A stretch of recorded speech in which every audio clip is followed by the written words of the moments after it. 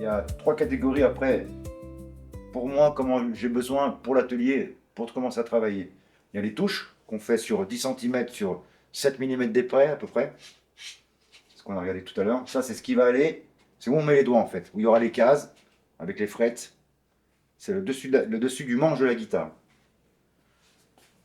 Ensuite, ça peut aller pour l'électrique comme pour l'acoustique. Ensuite, il y a les manches de guitare. Pareil, par contre là c'est 2 cm, généralement sur 8 ou 10 cm, ça suffit. Sur 80 cm de long. Donc tu vois, pareil, acajou, ébène rôti. Ça c'est un bois brésilien, comme je disais tout à l'heure le samba. Souvent de l'érable. Et ensuite on a les corps. Donc moi quand ça arrive comme ça, là je le coupe, tu vois, je le coupe au milieu comme ça. Et le bouc est là, je viens le coller la contre à l'envers, un contre-fil, pour que ça fasse, c'est beaucoup plus costaud. Et après on obtient un corps de 50 cm. Notre corps de guitare, qui sera là, pour le coup une guitare électrique, ça c'est un gabarit, c'est un patron en fait. Donc je le pose là, on a tracé l'axe. Voilà. J'ai tracé la forme de la guitare. Ce qui va nous donner ensuite ça c'est déjà le corps qui a été coupé, c'est ce bois là d'ailleurs. On peut le voir, c'est le même grain. Bon là il n'est pas poncé, là il est un peu plus foncé. Ça c'est notre corps de guitare. Là j'ai fait une table en tamarin qui va être posée dessus. Ensuite on a notre manche de guitare, c'est-à-dire le premier bois qu'on avait vu. Le rable qui a été rôti. Ça c'est notre touche qui va être dessus. Et en fait ça donne ça. Ça c'est notre manche de guitare, la touche qui est dessus. Voilà. Là j'ai tracé les frettes. C'est ce qui va nous donner notre case et notre diapason de la guitare. Ensuite, ce manche, je vais faire un neck pocket qui est là pour pouvoir l'encastrer dedans. Et une fois qu'on a déjà notre corps là et un manche, ben, notre grande partie de guitare, on la devine quoi. Donc pour l'électronique, en gros, bon, je vous fais voir par rapport au gabarit qu'on avait tout à l'heure. Ça c'est le micro manche. Ça c'est le micro aigu qui rentre dans le bois. Après ça, les fils ils rentrent là et ils vont sortir dans la cavité qui est là. Donc ça c'est les micros simples bobinage. C'est généralement ce qu'il y a chez Fender.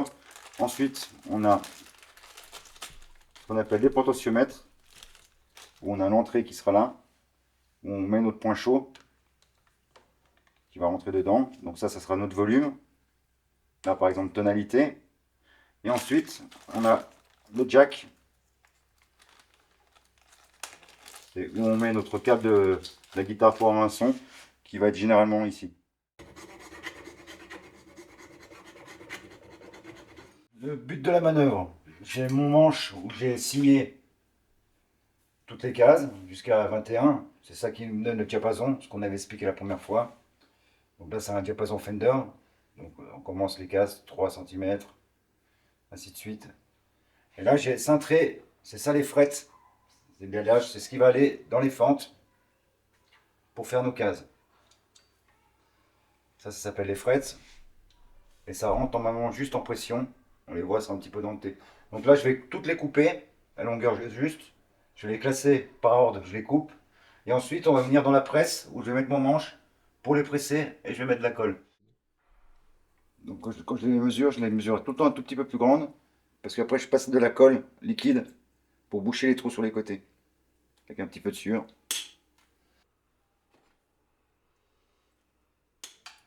Le métier de luthier, c'est avant tout un métier de passionné, quoi. Faut que t'aimes l'instrument, faut que t'aimes le bois, faut que t'aimes faire des heures. C'est pas un métier, moi par exemple dans le domaine où j'étais avant, je gagnais bien mieux ma vie. Donc c'est un métier qui reste avant tout passion, on peut en vivre. Ça, il n'y a pas photo, même ça reste un métier de service, quoi. Et là, on arrive à voir si, par exemple, si cette frette-là, elle était un peu trop haute, bah ça ferait comme ça bouge tandis que là, vous voyez, on est pile poil. Et ce que j'aime bien, c'est le relationnel avec les clients, quoi. Par exemple, pour la guitare, on parle, je regarde comment il joue, quel style de musique il aime bien, puis à partir de ça, on fait un mélange de micro, le bois, parce que pour aller dans ce son, vers ce son-là, moi, c'est ça qui m'intéresse, avant tout, quoi.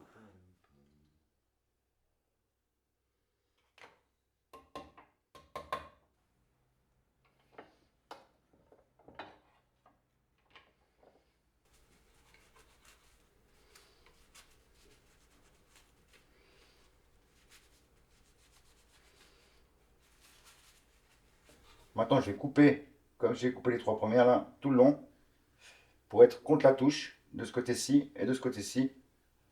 Comme ça, notre manche avec la touche et nos frettes est finie. Après, il faudra faire juste une planification, mais ça, on le fera plus tard. Après, je vais scotcher pour protéger et on va pouvoir commencer à faire le galve de notre manche.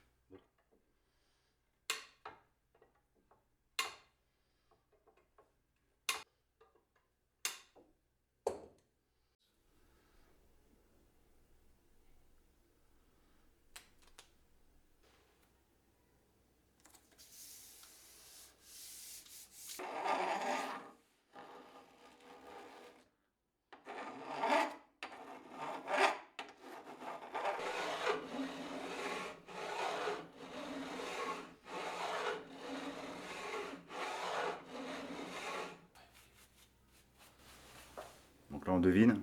Ce côté-là, 45. Puis là, je suis à fleur de la touche.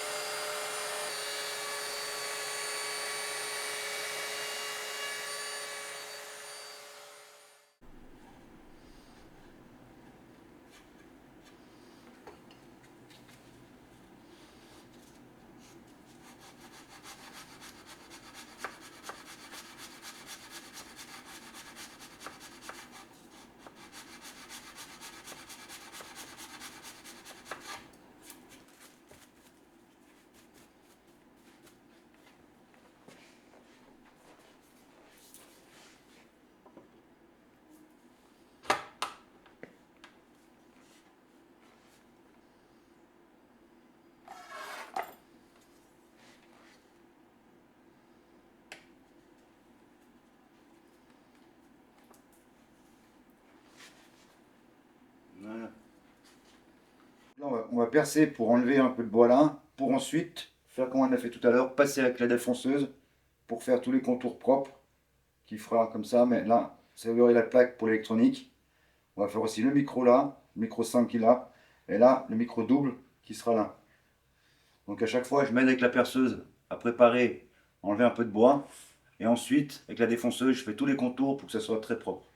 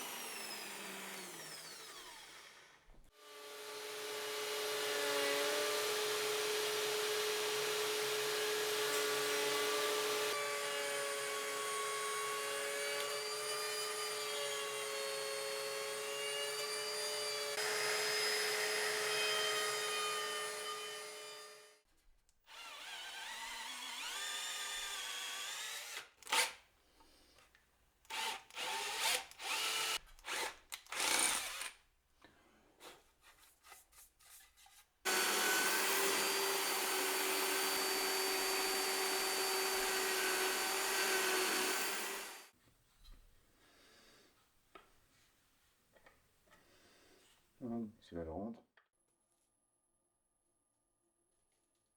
Ouais, moi, la guitare, je joue depuis tout le temps, tu vois. Donc, ça fait depuis l'âge de 17-18 ans que je joue. J'avais déjà regardé Luthier, toi. Mais il n'y avait pas d'école, il n'y avait rien. C'était compliqué, quoi. Et puis là, il y a eu deux, trois petites formations qui sont créées. Il y a deux, trois centres, il y a Toulouse, il y a Nancy, voilà, il y a deux, trois. Alors, avant, il n'y avait rien, quoi. Avant, il fallait être chez un luthier, il te formait.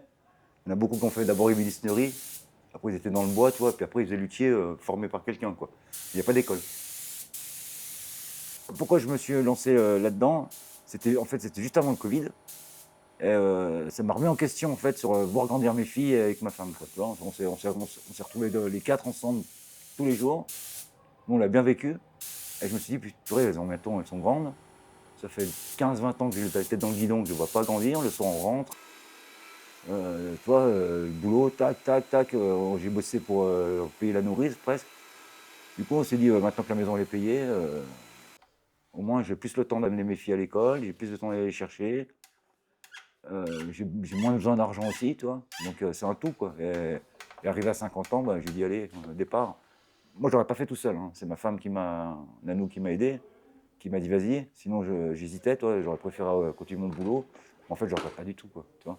Et heureusement que des fois, il y a quelqu'un qui est derrière toi à te booster, quoi.